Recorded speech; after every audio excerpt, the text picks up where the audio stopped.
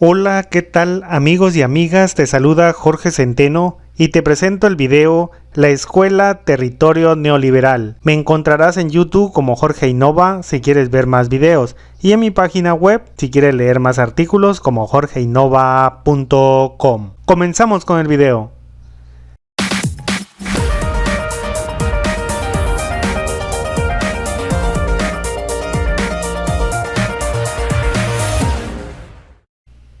El neoliberalismo es un proyecto político y económico que deja a la iniciativa privada en libertad para acaparar los bienes, servicios e información de los países que la integran, es decir, limita paulatinamente la participación del Estado en las actividades económicas medulares y permite a los particulares tomar el control de las empresas públicas. Este modelo ofrece una serie de facilidades al capital privado que consisten en suprimir restricciones y regulaciones, de igual manera permite abrir las fronteras para el paso de mercancías y flujo de capital. A raíz de la firma del Tratado de Libre Comercio, se modificó el modelo económico y político, pasando a ser neoliberal, con capital extranjero y nacional. Esto permitió al gobierno la privatización de comercio, banca, comunicaciones, ferrocarriles, hoteles, mineras, ingenios, siderúrgicas, industrias pesqueras, etc. Todos estos acuerdos transformadores llegaron hasta el rubro educativo, donde los centros escolares se visualizaban como espacios de transición hacia los enfoques más modernos y con nuevas competencias laborales de inglés y computación que el ciudadano debía dominar para el ingreso a las empresas transnacionales. Con la implementación del proyecto neoliberal, los puestos de trabajo ofertados no exigieron especialización, todo lo contrario, requirieron mano de obra barata, ya que las vacantes propuestas a los ciudadanos fueron de obreros en las maquiladoras, armadoras, tiendas departamentales,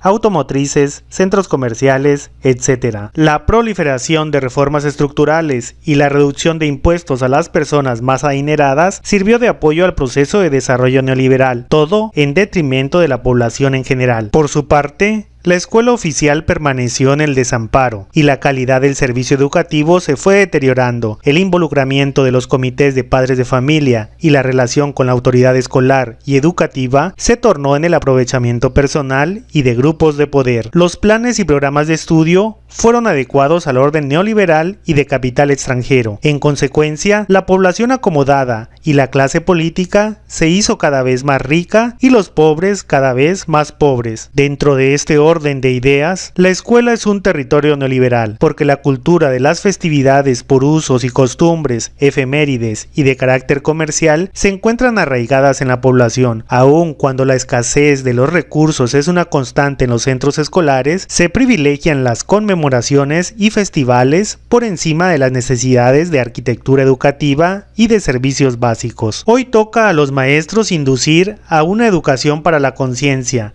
En otras palabras, aclarar a los estudiantes en qué consisten los movimientos y acciones gubernamentales que pueden perjudicar a las mayorías y asumir la responsabilidad moral de manifestar en un marco de respeto lo que deba ser cambiado en beneficio de la sociedad.